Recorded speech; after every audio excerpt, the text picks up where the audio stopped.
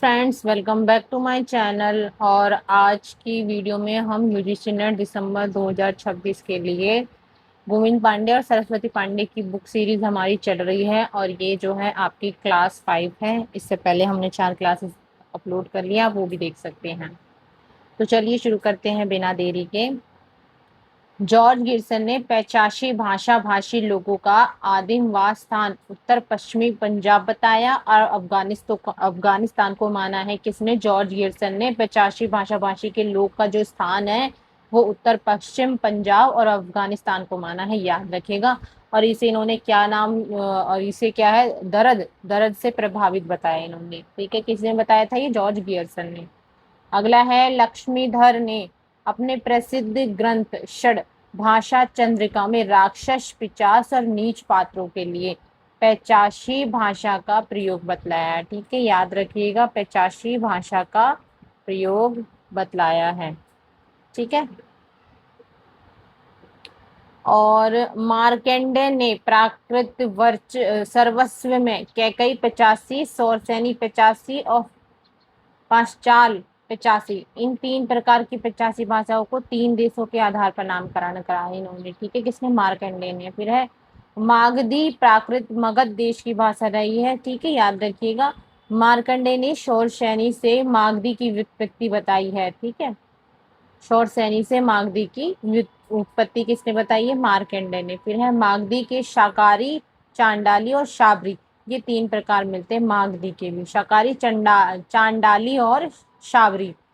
मागधी प्राकृत का प्राचीनतम रूप माना जाता है। अश्वघोष के नाटकों में भी मिलता है प्राकृत। ठीक है, मागधी जो प्राकृत है अश्वघोष के नाटकों में भी ये देखने को मिलता है। भरत मुनि के अनुसार मागधी जो है अनंतपुर के नौकरों, अश्वपालों आदि की भाषा थी। ठीक है, किसके लिए? भरत मुनि के अनुसार। अगला है अर्धमागधी प्राकृत के संबंध में जॉर्ज गिरसन ने बताया कि मध्य देश यानी सूरसेन और मगध के मध्यवर्ती देश कौन से हैं?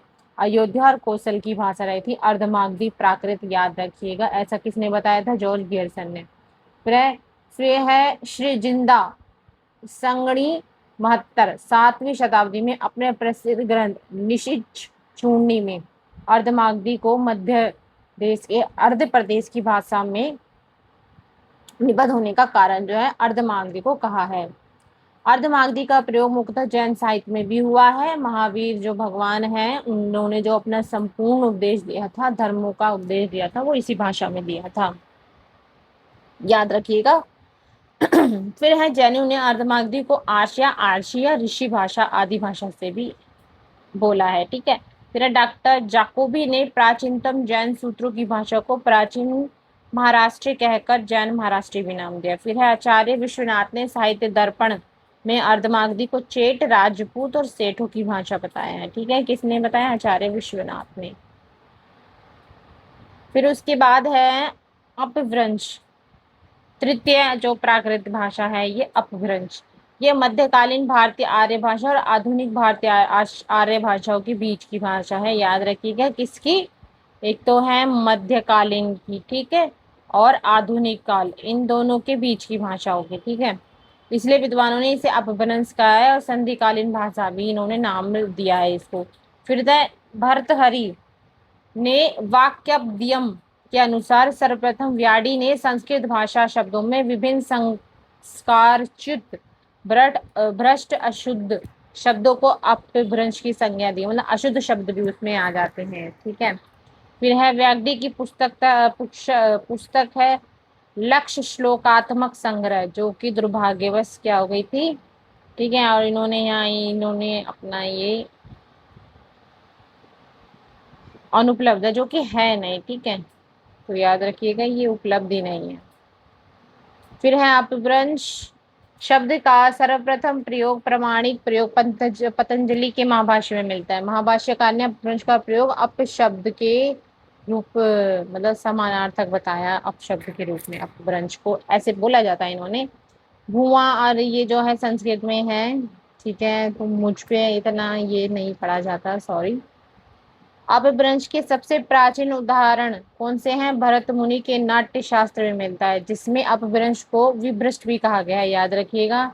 फिर है डॉक्टर भोलानाथ तिवारी और डॉक्टर उदय नारायण तिवारी के अनुसार भाषा के अर्थ में अपभ्रंश शब्द का प्रयोग 6ठी शताब्दी में प्राकृत लक्षण ग्रंथ में किया गया है। फिर आचार्य रामचंद्र शुक्ल के अनुसार अपभ्रंश नाम से पहले, ठीक है, अपभ्रंश नाम से पहले वल्लभी के राजा धार सिंह द्वितीय ने शिलालेख में मिलता है कि जिसने अपने पिता घुसेन को संस्कृत प्राकृत अपभ्रंश तीनों का कवि कहा है। याद रखिएगा। बाघे ने काव्य अलंकार में अपभ्रंश को संस्कृत और प्राकृत के साथ एक काव्योपयोगी भाषा भी बताया है। ठीक है। संस्कृत प्राकृत चंद्यम भ्रंश इति तित्रा। आचार्य किशोरीदास वाजपेयी ने अपभ्रंशों को अणा की भाषा कहा है। आचार्य दंडी ने काव्यदर्श में समस्त वाड्मय को संस्कृत प्राकृत अपभ्रंश और मिश्रित 4 भागों में विभक्त किया। आचार्य दंडी ने काव्यदर्श को अपभ्रंश को अभारी भी कहा है।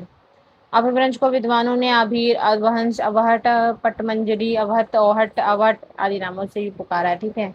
अभी अपभ्रंश के भेद बताए हैं। नमी साधु ने उपनागर, आभीर, गाम्य। मार्कंडे ने नागर, उपनागर, व्राचड। याकोबी ने पूर्वी, पश्चिमी, दक्षिणी, उत्तरी। ताकेर ने पूर्वी, पश्चिमी और दक्षिणी। नामवर सिंह ने पूर्वी और पश्चिमी बोला अपभ्रंश को। डॉक्टर सुनीति कुमार चटर्जी ने अपभ्रंश को भारतीय आर्य भाषा के विकास की स्थिति माना है, जो कि 6 से 11वीं शताब्दी तक प्रत्येक प्राकृत का अपना अपभ्रंश रूप रहा होगा। ठीक है, इन्होंने ऐसे कहा है। जैसे मागधी प्राकृत के बाद मागधी अपभ्रंश, अर्धमागधी प्राकृत के बाद अर्धमागधी अपभ्रंश और शौरसेनी प्राकृत के बाद शौरसेनी अपभ्रंश है, ऐसे ही महाराष्ट्री के बाद महाराष्ट्रीय अपभ्रंश भी पाई जाती है। ठीक है, तो ये कुछ इस तरीके से है। आगे है अपभ्रंश की ध्वनियां। ठीक है, याद रखिएगा अपभ्रंश की ध्वनियां हैं। उदय नारायण तिवारी ने अपभ्रंश की ध्वनियां ह्रस्व में ए, ई, उ, ए, औ आ जाएगा। दीर्घ में आ, ई, ओ, ए, औ। तो ये 10 स्वर आ जाएंगे। और कंठ में आपके कै वर्ग, तय वर्ग, मूर्धन्य, दंत, ओष्ठ, ठीक है, ये सब आ जाएंगे। कै वर्ग में 4 आएंगे। ठीक है, कै ख गए। तालव में भी 4 आएंगे। च छ जय। और मूर्धन में 5 आएंगे। उसके बाद सारे 5 आएंगे। उष्म में आपके से और 6 हुए। अपभ्रंश ध्वनियों के हिसाब से उदय नारायण तिवारी ने जो बताया है।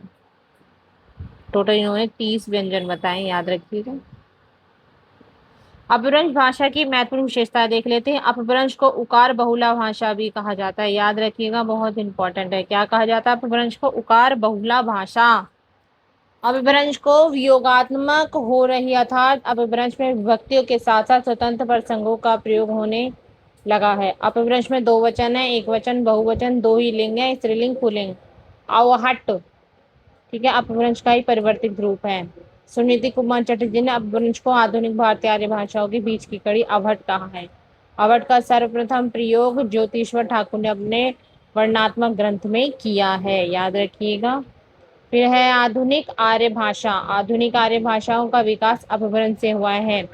आधुनिक भारतीय आर्य भाषाओं का सर्वप्रथम वर्गीकरण डॉक्टर FNR हार्ले ने किया था 1880 में।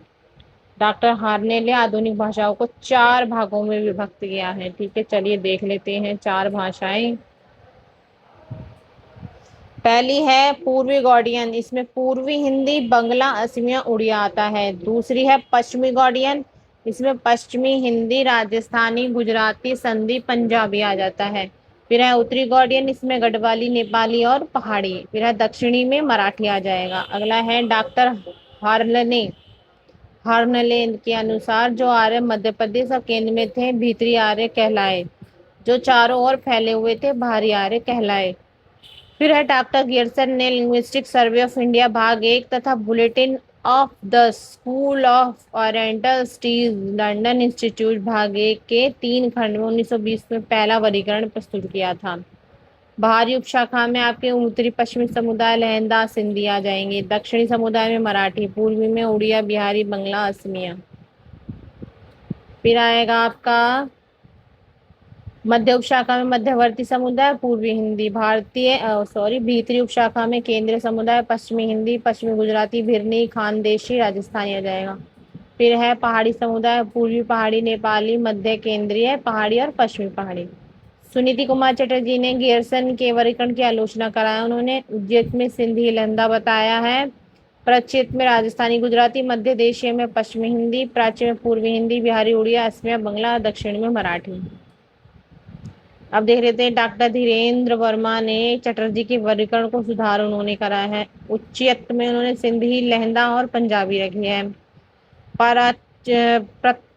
प्रतीच्य में गुजराती रखी है। मध्य प्रदेश में राजस्थानी, पश्चिमी, पूर्वी हिंदी, बिहारी और प्राच्य में उड़िया, असमिया बंगला और दक्षिणात्य में मराठी। फिर आगे देख लेते हैं। आगे है सीताराम। ठीक है, सीताराम चतुर्वेदी ने के संबंध में प्रसंगों के अनुसार वर्गीकरण हिंदी का यानी हिंदी, पहाड़ी, जयपुरी, भोजपुरी, दा पंजाबी और लहंदा, जो सिंधी, गुजराती, नो गुजराती, एर बंगाली, उड़िया, असमिया। भोलानाथ तिवारी ने क्षेत्रीय संबंधों के अपभ्रंशों के आधार पर अपना अलग से बताया उन्होंने। ठीक है, अब देख लेते हैं क्या बताया इन्होंने। शौर सैनी मध्यवर्ती, पश्चिमी हिंदी, हिंदी राजस्थानी, पहाड़ी गुजराती, मागधी में पूर्वी से बिहारी, बंगला, उड़िया, असमिया।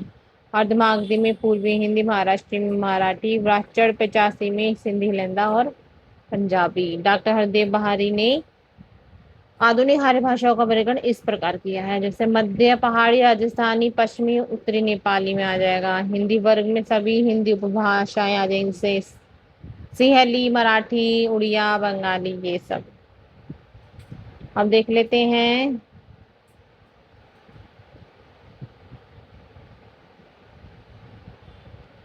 प्रमुख आधुनिक भारतीय आर्य भाषाओं की विशेषताएं। सिंधी शब्द का संबंध संस्कृत संधु से है।